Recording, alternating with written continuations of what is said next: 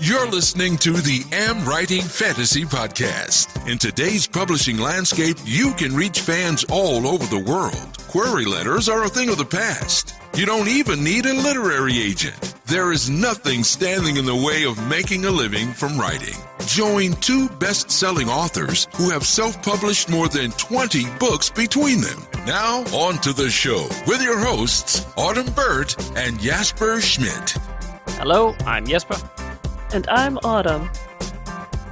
This is episode 112 of the AmWritingFantasy podcast, and we're going to discuss a topic today where, well, I'm a total noob. That's very honest of you. Yeah. But luckily, you, Autumn, you're not. And so we're going to talk about how to use Goodreads as a promotional tool to market books. So I don't know anything about that. Yeah, you've never even claimed your author profile on there. You probably have reviews that you've never even looked at. But I can't imagine. Goodreads is one of those things I want to be on it more than I am. So maybe this will be another reminder to myself to get back on there and do some things. Yeah, maybe, and I'm hoping that I will learn a thing or two today as well. Maybe I'll inspire you. You'll have to tell me if I inspire you to maybe think about claiming your author profile by the end of today's podcast. Wow, you're setting yourself a very high goal there. I took persuasive philosophy in my, or persuasive psychology actually in my college days, so we'll have to see if it comes out. Yeah, just don't get disappointed if it doesn't work.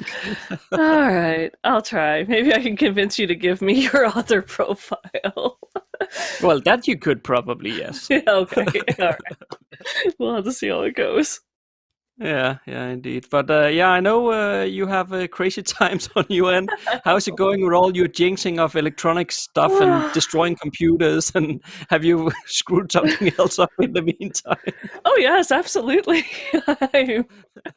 Besides destroying battery-operated water pumps, I managed to, for some reason, make Adam's Mac, my husband's Mac Air, unstable, so it stopped connecting to the internet. My phone's okay, thank goodness. It must be. That's gotta be the next. No, we have a life case on that, and it is. We've been joking because, I've told you my husband knows the Fae in my next series I'm releasing. They cannot touch electronics, and they actually end up putting electronics in Faraday cages. And it's like my husband's now talking about making me one. I'm like, I can brand that for my books. So I don't think you thought I'd be that excited about hearing I could get my very own Faraday cage from my laptop. That would be a very interesting author image, and try to explain why you're sitting inside a cage. I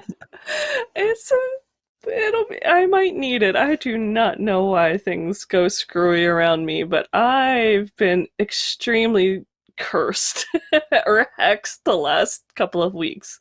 But yeah. I did just pick up my laptop like 45 minutes before we needed to get into recording today in the student Q&A. So I actually got it online, and all my files were actually there. The logic board had been toasted somehow, but yeah, it didn't destroy my files, just the logic board. Go figure, I broke logic, so. Yeah. Oh, but it feels so good to have it back, and it's working, and they replaced the keyboard, and it's all so fancy and nice. It almost looks new. If the memory was only decent, I'd be happy. It'd be perfect. I honestly really hope that you're gonna get out of your jinxing cycle quite soon, so that you can just, don't break things and just get back into your groove without all this stressful stuff. It's oh my God, I feel bad for you. Yeah, I've definitely had a few days where I've closed up shop early and just gone and read my Kindle, which thank goodness it hasn't broken on me yet either. But my husband actually knows I'm accident prone, so he got me like the most indestructible Kindle that you can buy. It's called a Voyager, and it is like shockproof, waterproof, drop kick it proof. I don't know if it's me proof, but so far so good. Knock on wood. So, Yeah, well, maybe Amazon will learn something, that it was not as proven as they thought it was. oh yes. Well, if anyone ever wants to test something to see if it's indestructible, send it to me. I've broken indestructible glasses before, so please let me have a try. Yeah, and Anyways. it's not even from trying. It's just you just use it normally, and then you will break it. That's true. I confess that is true. Anyway. But how are things on your side of the ocean? Well, well, nothing as exciting as on your side, that's for sure. Good. Yeah, I don't really know if there's that much to share since last week's episode. It's just been one of those working weeks where I've just been focusing on getting my words in. At least the first draft of the reader magnet is done now. Yes. You sent So that to me. At least your side. I still have to do my edits and add to it. But yeah, we've been writing. It's been exciting. Yeah, indeed. And as we said before, we're not very good at celebrating. You actually pointed this out to me in an email. You said, like, remember to celebrate. And I was like, and honestly, I did actually think about it. When I sent you the last chapter, I did stop for 2 seconds to think, maybe I should celebrate. So, and then I went on to the next thing on the to-do list. But so you had a 2-second acknowledgement of an achievement and then continued on. But I almost would say that those 2 seconds is already an improvement, because before I didn't even have those. So it is slightly better, but not a lot better. I could also mention that I just wrote up a whole post for our Patreon supporters on how the new iOS 14 rollout that is coming here early 2021 might affect Facebook ads. So this is I'll have to read that myself. Yeah, this is a pretty big deal for us authors who rely heavily on Facebook ads, and the new iOS 14 will actually block some ad stuff, or rather, I would say not block, but it's more to do with the fact that previously Apple operated with an opt-out methodology, so that if you did not want the phone to share information with Facebook, for example, you had to actively go in and opt out via the settings. And the Apple is changing that with the new iOS, so that you have to opt in. So you will actually be prompted by your phone to say, do you want the phone to share information with, for example, Facebook? And of course, most people will say, no, we don't want that.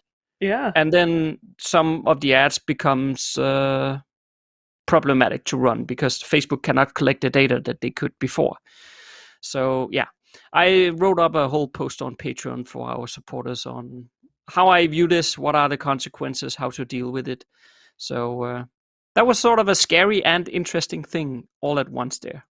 That sounds interesting, because I know for me, I actually run Firefox and they have a Facebook corral, which blocks you from the Facebook pixels on websites. And I always feel sneaky by doing that, but I also feel like I'm undermining someone else's data.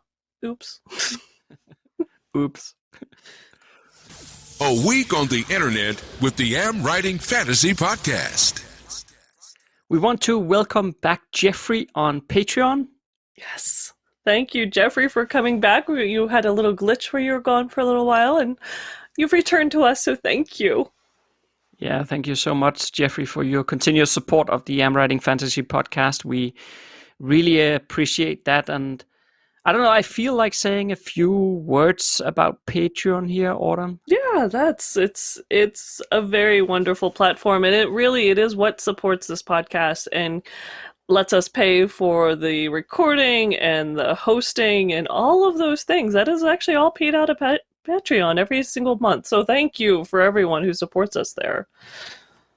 Yeah, and I fully understand that, we live in a media reality right now where podcasts are free, and that's fine. The reality, though, is also that we can't make a living from something that is free. Yes. So that's where we use Patreon. And we are not running any ads on the podcast either, so we're not getting any money from there. So we're entirely funded by Patreon, as Autumn just said. I could also mention, for example, that we did have this week one of our very strong patron supporters leave us on Patreon over the last week due to the person's financial situations, and that is fully understandable, people. So changes, circumstances can change in your financial situation, and first and foremost, you have to take care of yourself. So I'm just saying this because supporting us on Patreon doesn't mean that it has to be forever. If you have the capability to support with maybe just $1 a month for now, that is awesome and it makes a difference. And then if you later on your circumstances might change, then don't feel bad about it. It's perfectly fine if you then have to drop out and spend your money somewhere else. After all, you have to take care of yourself and your family before anything else. I think that the one thing I would like to point out, Autumn, here is just that I think that the trouble with this kind of thing is that most people always think that somebody else will take care of the supporting stuff, And in truth, if everyone just stopped thinking that and pitched in with $1, then I wouldn't even have to mention this at all, because then it would be fine. That's true. Yeah. I'm a sucker at the end for... of the day, Wikipedia often says the exact same thing, and I always do think, you know what? They're asking for like $2. I always send Wikipedia something when they ask. I admit it. Yeah. I mean, the thing is that this podcast is not just recorded for the fun of it. We actually do take it quite seriously, and we're trying to give you very useful and also sometimes just entertainment, but useful advice. If you do appreciate that, if you find it helpful in any way, please go and check out Patreon, and you can follow the link in the show notes and see if maybe it would be something you could support us a bit there. Yeah, and don't forget, with our new website rebuild, which is finished, by the way, go check out AmWritingFantasy.com. But if you go to AmWritingFantasy.com/writing-tips, or just go into the website and go into the blog, we actually added a button just to donate. So if for some reason you don't want to do Patreon, you don't want to do, there's rewards there, and hundreds of posts at this point, and writing tips and marketing tips. But if for some reason you don't want to do that, but you would like to help us out and be able to, support the podcast, you just want to do a one-time little gift, we made that possible on the website. So go check that out, and we appreciate that as well. Thank you so much, because it does really help keep the lights on here, especially when you have one half of your tribe is electronic accident prone. Yes. Okay, anything else to add, or should we move on to our conversation on Goodreads? Well, only I can say that it's not true of the moment, but by this time this is released, we will be over 3,000 members on AmWritingFantasy Facebook in our group. And we're so close right now. We're literally a day or two away, so definitely by the time this is released. So come join us on AmWritingFantasy Facebook, because it's just growing like insane, and everyone there is wonderful. Excellent. Yes, please do that. And on to today's topic. So there's probably something like 100 million readers on Goodreads, I believe, Autumn. It is probably close. I think the last time I'd seen was 95 million was the stats they had released when I took a webinar with them a year ago. So it's probably got to be 100 million readers. Not just members, readers, people who love books. It's 100 million awesome. people who love books, all in one website. And I think this is one of the reasons why I'm a noob to Goodreads, because, in our little, let's say, publishing company here, you and my publishing company, advertising is sort of the stuff that I do. But Goodreads has, like, considering you have your... Okay, let me just put... Now I'm the Goodreads CEO here, right? So I'm in a meeting with the other executives, and it's like, so how many people do we have on the platform now? 100 million. Okay, that sounds good. How do we capitalize on that? Well, sir, we don't. Why? Well, I don't know. We don't have any ways to put any ads or monetize these people, so they're just using our platform, and it's great. yeah, okay, maybe it's great, but I just don't get it. I mean, why can you not place ads on Goodreads, for example, with that many people? It's like the most obvious place to advertise, but you can a bit, but and we're going to talk about that, but it's Oh very yeah. limited.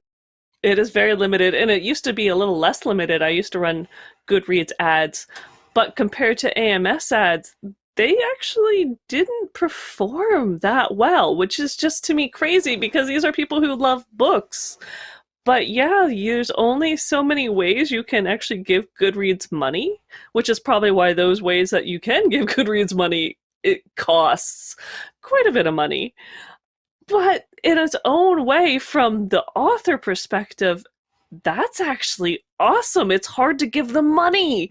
You have to, there's other ways that you can go talk to these readers and find them. And so it's all free. It's kind of cool. It is cool, but I have a feeling that a lot of the stuff that we're going to talk about here, or rather that you're going to talk about, and I'm going to listen, but I think a lot of it has to probably do with there's a lot of time investment involved here, I have a feeling.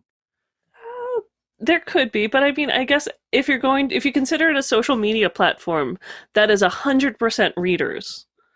Why, if would you go to Facebook where it's like your Aunt Betty and your cousin, and they don't even read your books? Or do you want to go where there's readers who you can go and like sort through by the genre and find them and connect with them and have a great fan base?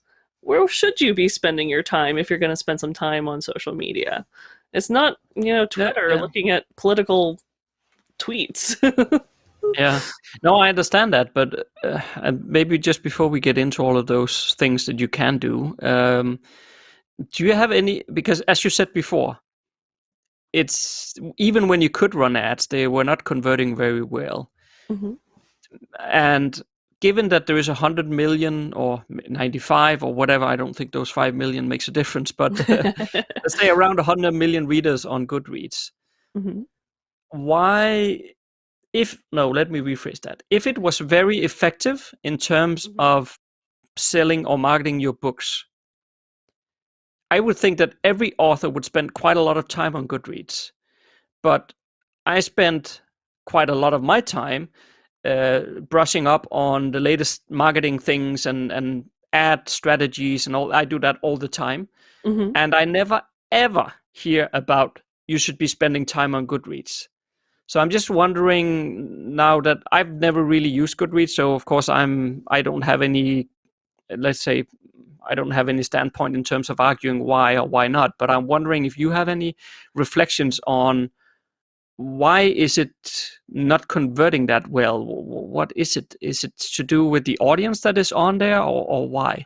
I think it's sort of almost like talking about Kindle Unlimited. I know some authors who are 100% Kindle Unlimited, and they're making a living wage off of that. And I know some authors who are on Goodreads, and they are invested. It is their number one social media platform. It's where they spend all their time.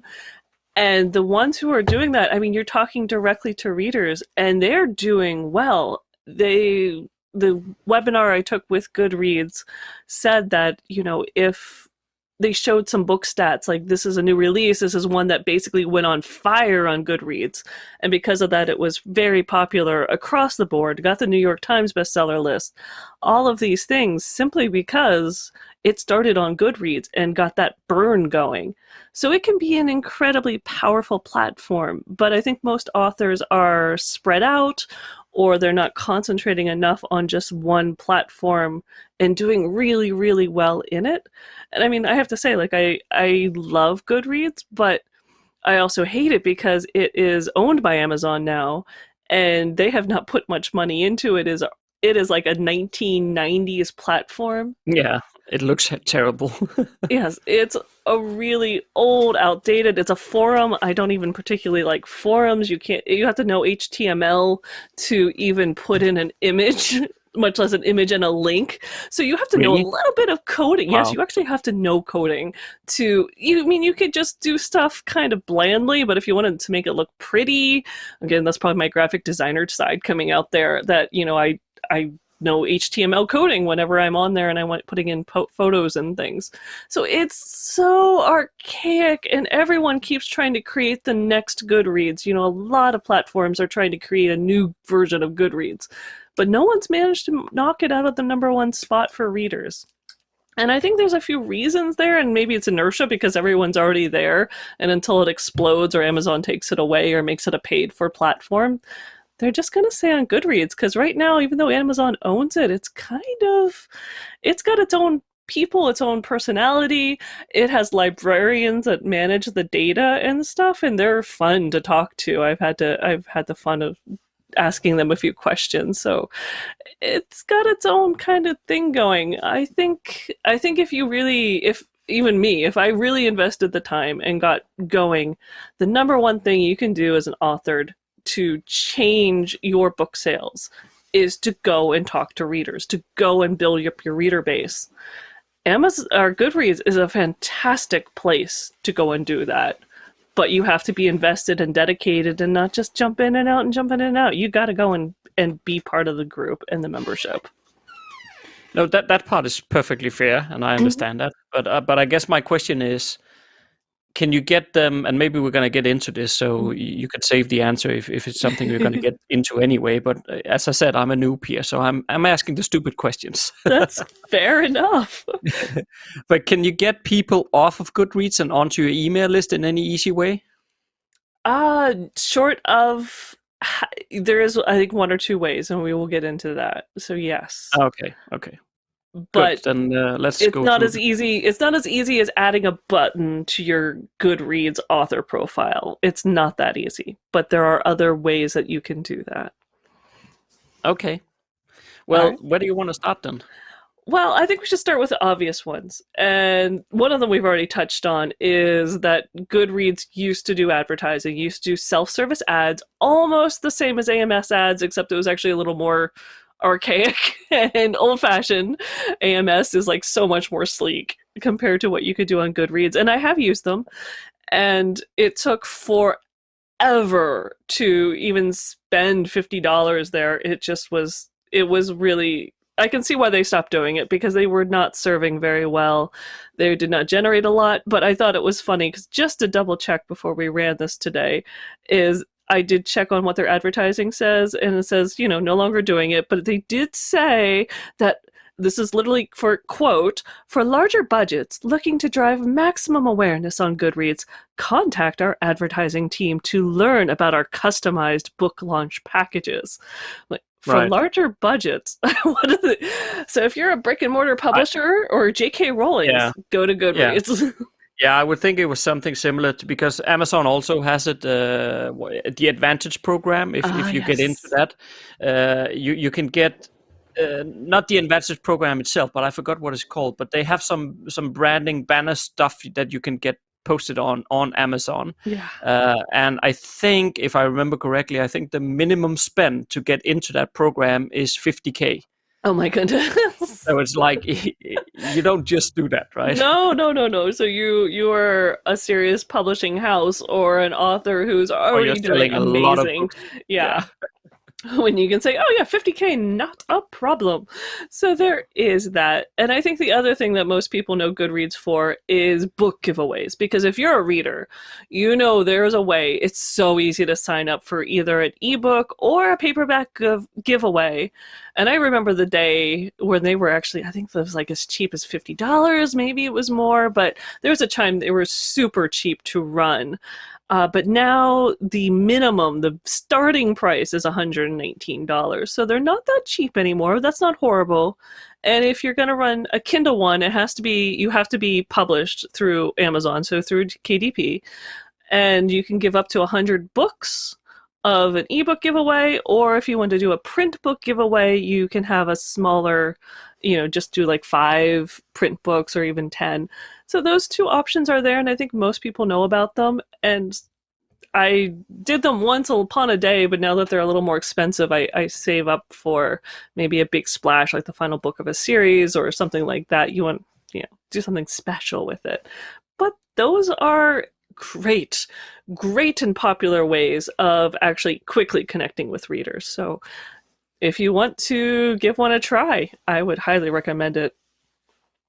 Yeah, and the one thing I do understand about these giveaways is that one of the key benefits of it is there is like a social amplification built in, Mm-hmm. meaning that I think everyone who enters a giveaway automatically has that book added to their want to read shelf, Yes. which then creates a story in the news feeds for all their friends and followers. So that's pretty neat, that way it's sort of that amplifies the word of mouth basically, Yes, which is pretty exactly. cool. It is. And that's what I don't know if most people realize like that's how Goodreads works. It took me a while to figure out because Goodreads has a couple of different areas. It has the forum area or the groups, so you can go into groups and forums and get to meet people and chat.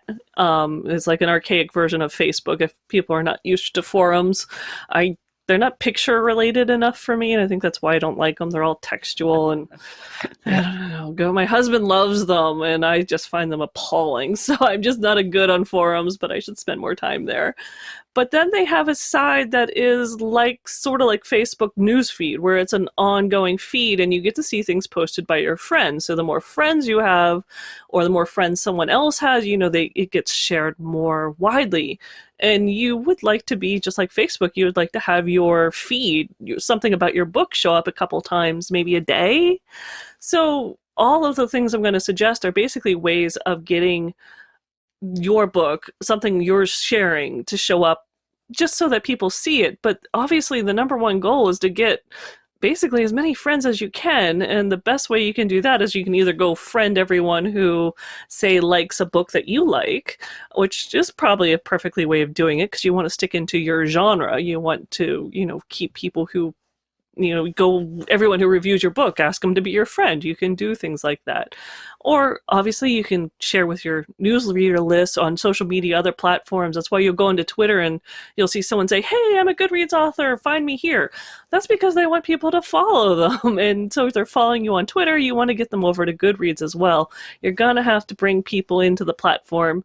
Even though it already has 100 million readers, you have to find them and connect with them. It's a lot of networking. But to do that, that gets the amplification that you just mentioned. You want to spread your message to everyone's news feed on Goodreads. And that's where I'm getting slightly nervous here, right? Because not in terms of having to bring people in, and I understand all that, but building a reader list, so to speak, on somebody else's real estate. That's like the number one thing we talked about in the self-published success course that you should not do. You have to get them onto some email list, meaning that you own the list of readers and they're not built on Goodreads, or the same thing applies to Facebook groups. There is people who build up a huge Facebook group, and that's the only place that they can connect with those readers. And what happens the day that Facebook decides that, well, maybe now we're going to charge you to be able to post stuff in your own group. Otherwise, we're only going to show it to 10% of them or whatever. You never know what's going to happen. And that's why, at least in the self-published success course, that we always say, you have to get people onto your email list. That's the only way you can control your own customer list. And that was why I was asking before, can we get them out of so okay, let's say we get them into Goodreads then, but how do we get them out of there and onto our email list? We will. There's a few places where we can look at doing that. Besides, obviously, by getting them to shelve and buy your books, even if you disappear off of Goodreads for some reason, the fact that they have your books, and hopefully in all your books they have links to where else they can find you. So that is one important thing.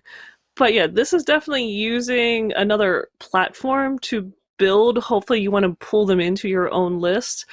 But I do think occasionally with something that it is book dedicated and reader dedicated, it's not bad to have a presence here, because these are readers. These are active, hungry readers. These are people who really love books. And if you're going to spend some time, anytime, this is a place to be. Better than Facebook, better than anywhere else. This is definitely an audience you should look at, because there's a lot of people who love books and will be active on this and have been active for years and years. Okay, fair enough. I know I haven't convinced you yet, but we'll work on it. We'll work on some of the sharing, and I'll see if we can get some stuff that's over, how you can move them into your newsreader list, how you can get them off of that. I mean, I have to admit, I had a huge following on Wattpad, and I haven't been back there for ages, but it is interesting to see like where you can build up reader relationships and which are the ones that are worth keeping or which are the ones that are going to go and then buy your books. And I will say on Goodreads, these are the ones that are going to go buy your books. These are ones you want to make friends with. But interesting why the ads never worked very well then. Or maybe it was more to do with how the ads were served and stuff rather than the actual audience. You could only ever use your book cover, which kind of makes sense. I mean, it's your book cover. And the copy was very limited. And I think where they show up, the website just being as old styles as it is, they just weren't being served well. No. Okay. I think Amazon has too many ads, but oh my goodness, they're not going to slow those down anytime soon. No, I think they're going to add more, to be honest. Yeah. Especially now that I do have a Kindle and you see how they the ads come up on your Kindle. I'm like, really? It's not even the right genre. Can I at least choose which books you're going to show me? Anyway, so let's get into Goodreads. Yeah, that's the advertiser choosing that. But, yes, exactly. Silly people. But I get a lot of weird ones on my Kindle as well. It's like, I don't know why you're advertising this to me. I'm never going to buy this book. Exactly. Not the right audience. All right. So, I mentioned the forums, so short of going onto the forums and being the troll that, every time someone says, I want a book recommendation, and you're just sharing your own book, which I don't recommend. No. Don't do that. This is not, we're going to just skip the forums. As I mentioned, that is not my forte, but you can go and join the forums, and you should be there as a participant, as a reader. And also, occasionally, maybe once every 1 million posts, mention you're a writer to get people over to your side. But once in every 1 million, I don't know. It's probably not that bad. It seems like they never want to hear that you're a writer in these groups. But you should go and be active as a reader, and that's fine. But we're here to talk about how you can help your author platform. So let's look at that. And I'm going to go through some really quick ones that are really easy. And these are ones most people should know about. But if you start an author profile, you actually go and claim it. If you've already published in Amazon, you have an author profile over in Goodreads. And so what you do is actually claim it. You don't create it. It's different that way. It's already there. It's already there. You probably already have books that are not only there under your author profile, but have reviews. People have already been doing this for you. Yeah. Probably. So, it's a matter of going in there saying, hey, that's mine, and setting up your profile and adding your pictures and doing things like that. And you can link your blog. If you have a blog outside of Goodreads, you can link it so you can post there, very similar to your Amazon author profile. Yeah, well, I was just about to say, why don't they just, I mean, it's all owned by Amazon. They should just pull it from the Author Central on Amazon. Then done. Well, I mean, yeah, we won't talk about why they haven't done this stuff, but yeah, that would make things a little bit easier. But they haven't what done if that. I wanted to talk about that? Do we want to give tips or do we want to complain about Goodreads? Okay, let's give tips then. Okay. One of the things I think is pretty cool, though, is you can actually upload videos. These will show up under your author profile so that when readers go and look at you as an author, which is a lot easier to do than on Amazon. It's something you actually tend to go to people's author profile a lot more than the book profiles. So you can upload videos. So if you have book trailers, if you have videos of you reading, if you have audiobooks and you've made some cool clippy things, I've shown some to you. I love doing those. So if you do some stuff like that, this is a great place to go ahead and post them, and then they show up on your author profile. They have a nice little, nice for Goodreads, okay, nice for the 1980s, little spot that they sit, and they can show up and you can go share them. Another really kind of thing, as you're setting up your author profile, you can actually add a spot for favorite quotes. And so I know most people think of like, life savings. Like one of my favorite ones is when all is said and done, there's more said than done. Well, that's a great quote, but it has nothing to do with my books. What you want to do is on your author profile, share some of your favorite quotes from your own book and have them up there as your favorite quotes. And obviously say the book it's from. It kind of will check people's interest if they see something they think is pretty cool as well. And so there's another one you can do is you can join groups, which I've mentioned with the forum. So it's just like Facebook, and they get to know you as an author, but you can also create your own fan group. So if you wanted to create your own group dedicated to, maybe a genre, maybe a certain type of book, or just simply your own books, you can create something like that there. And that is where I think you can really work on bringing authors or readers over to your profile, because you have a lot more control. The forums have, usually one or two threads that are, the ones that people are introduction, and that's where you can say, hey, join my newsletter list to get a free book, or get a free book here. So this is where I think you can really get into the control and directing people to say, hey, I have this freebie. If you sign up here, you can get people over into your newsletter. And that's one I think is an important one. But of course, you need to get people over to Goodreads and then over and joining to your fan group. But the nice thing is the groups that you've created, as well as the groups that you're a member of, show up on your author profile. So it's not like it's hidden. It's very clearly posted that says, hey, there's this fan group for my books, go here. And plus you can post it on your blog. And every time, the neat thing about Goodreads is every time you touch something on there, you share something, it shows up in the news feed. So you need to do go in once or twice a day and update something, update a book you're reviewing. Just one little thing, as much as you would do a tweet. Of course, with Goodreads, I don't think there's any scheduling platform. It's like Hootsuite. I'm trying to think. There's nothing where you can go and push a post through. So you actually have to go to the Goodreads platform and type in physical letters and share things by being there physically in person. But what if I only want to run... I don't want several, fan groups or whatever we want to call it, or reader groups. Or I don't want that. I just want one. Mm-hmm. And for example, in our case, it is on Facebook. We have that group. So what then? So in order to leverage the people who are on Goodreads, so do you then have to create a group and have it here? Or can you create a group and just point them somewhere else or something? I think you would have to have something active on Goodreads. Otherwise, forums and stuff, you see things float to the top that are active and people are asking questions. And so if no one is actually in it, it's just going to drop to the abyss and will not be shown.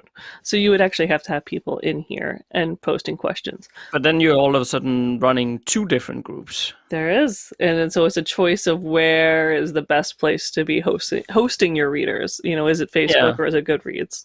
Yeah, indeed. Okay. And I've mentioned, reading books. So being an active reader, if you read books, you should do your Goodreads review, you should add them to your own shelves. All of those touches, like I said, they show up in your timeline. And so that way people will see them. They'll see who you are. They'll see that, hey, I like that book too. They might come and check you out. But let's get into the more interesting things that most people, I don't think, realize are available on Goodreads. And one of my favorite is that most people go and they claim their book from Amazon. That is one thing that does feed through. So if you publish a book on Amazon, it feeds through to your Goodreads profile without you doing anything. You just go and say, yep, that's mine. Yep, we're good. But you don't have to do it that way. You can, even if you don't have a pre-order, you can, as long as you have a blurb, something you've got, and maybe a coming soon image, you can actually go ahead and create your book in Goodreads with a coming soon image, and then you can use that to post updates on the book using a general update option that's under your author profile. Or you can post it as if you're reading the book, or a review update. So all those things will make it show up, and it'll have this coming soon image. and then it'll get people to go and like they can go ahead and shelve it so they know when the book does become live, it's actually going to show up on their shelf. So that's a great way for they'll see all the updates.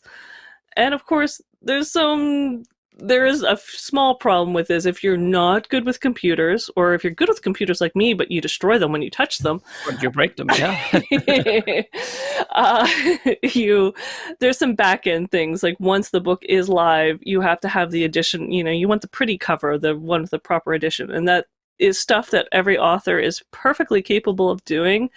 But you have to know where to go to do this. And again, this is a 1980 style website, so it's not the most intuitive. But once you figure it out, you can do that. Because I know I've had some book cover changes, and you have to change which edition is the one that readers will see. And sometimes you have to combine editions. And it's some back-end stuff. It's not exciting. It's only if you like being a librarian is Right. it fun. But it is fun. It is possible, and it is a neat way of saying, hey, I have these books coming up. They are here. They're splashy. They'll show up. It is a nice way of promoting a book that's coming up. Yeah, for sure. And I was also thinking, well, the stuff you said before about, adding some sort of updates on a regular basis. I think, and if I'm incorrect here, then correct me. But I think what you can do is, I think you can link, I don't know how to do it, but I think you can link between your Kindle and your Goodreads author profile. And then if you are making highlights or notes on your Kindle as you're reading a book, it will pop up on Goodreads as updates. Is that right? That is right. That is my favorite feature, and I'll get to that in just a second. I have like two other ones I want to get to, but yeah, that is one of my favorite things, and I can't even put my finger on why. But no, but at least that helps a bit in terms of you having to go there and post something. Then, if you're just reading and highlighting something you like, then that's automatically a post right there. Then, so that's nice. It is nice, and there's a few cool features with that as well, and that's called Kindle Notes and Highlights. So, well, yeah. But speaking of that, so part of what you should do is when all your books, make sure your Amazon ASIN number are in the book information, because by doing that opens up a feature that allows people to look inside just like they can do on Amazon. So that's a good way of getting readers to be able to open it up, and it's a quick little change that a lot of people don't even realize that you have to go and make sure the ASIN number is there. It sometimes doesn't come through automatically, or it's on the wrong edition. You need to go and check these things out, and it works great. And so before we get to my favorite one, there's something called the Ask the Author questions. And these are a lot of fun too, because I have gotten readers who have read my books and then they go in and they ask questions, and it's right there under your author profile. And happily, Goodreads does give you a few generic ones that you can answer, and plus you can put in a prompt. So if you have a book you're coming out with that was just released, you can say, hey, ask me questions about my new release, blah, blah, blah. So you can put that in there, so it'll help, inspire people to ask questions. Answering the questions makes them show up in the news feed, which is very useful. And also, it shows up permanently under your author profile. So people can go into your author profile and they can see other questions that you've been asked and that you do answer them, that you're an active author on Goodreads. So I always love it when I see a new question in there from someone, and then I feel bad if it's been a couple months or something because I'm in a Goodreads slump and I'm like, so sorry. But it is great, and yeah, it's also fun. It's one of those things where you try to get your newsletters, anyone to go and ask you questions, because it does give you an excuse to show up on timelines, and it gives you something to talk about. And plus, it's always fun to find out someone has questions about your books. Agree. All right. So Kindle Notes and Highlights. That's, like I said, I don't know why this is my favorite, but so this is one of those things, like you've mentioned, if you're reading in your Kindle and you come across a section and you see where someone's highlighted something, that is actually something that becomes a really cool feature specifically on Goodreads. So if you click on it, you'll often see comments will open up as well. Well, as an author, if you write the comments, they will show up on top. So I think that's actually kind of a cool feature. So as an author, you can go in, and they say the most powerful and impactful one is the first one you do in a book, and obviously the last one you write in a book. But depending on how long your book is, you don't want to do dozens of these, but maybe 5, 10 per book. You can go and highlight, and you can say what inspired you to write this scene, or what this meant to you, just anything about that setting, that moment, why it's in the book. And you can do a little explanation there, or just say, hey, or you do a little teasing hint, whatever you want to do. And readers can actually comment on it. But then once you sync it with Amazon, it goes up to Goodreads, and there's a special page called your Kindle Note and Highlight page. And I will admit, it's not as easy as just syncing. You actually have to go in there, and once it's synced, you have to say, yes, please share to Goodreads. But again, so if you do 5 or 6 of them, you can, and once you do that, you can just do one a day. Then you don't have to do all 5 or 6 at the same time. You want to spread this out, so you get a whole week out of this. And then, people, as they comment back on it, they share it. You can have a whole conversation about it. And that's what I think is kind of a fun way. It's, you get to interact with a reader directly in your book, and that makes it kind of fun. Yeah, I can see that. You don't sound convinced. No, you don't sound convinced at all. But it is funny, because I don't know why. Like I said, I don't know why I like it, but I do think it's funny, because I've had a Goodreads Amazon representative actually reach out to me directly saying, hey, we would love it if you would do this on your debut novel and stuff like that. And I'm like, geez, it's not every day you get an email from a platform that says, please. And maybe they were emailing everyone, but it made me feel special. So yeah, no, that's fair enough. yes. Yeah, but I don't know. It just, I don't, let's say, look down upon Goodreads in any way. And I can definitely think that there's probably a lot of authors who get a lot from it, and I don't question that as such. The only thing that why I'm hesitating, and why I'm not sounding very convinced, I think, is because it sounds to me like Goodreads, in this sense, is very much like Reddit, in the sense that it's a place you need to participate as a reader there, or in Reddit, you have to participate as one of the people in the group, right? You cannot on Reddit, if you just start going there and promoting your own stuff, they will go crazy at you. Yeah, they would. But it sounds a bit like it's the same here. You have to engage as a reader, and then maybe some people will start checking out your stuff, and maybe you can sort of build up some buzz around your books in that way. And of course, there are those examples where somebody has made it, onto the New York Times bestseller list, as you mentioned before. But that's probably the lightning in the bottle kind of things. There's very, very few who will do that. So I can recognize that it is a relationship/community building tool.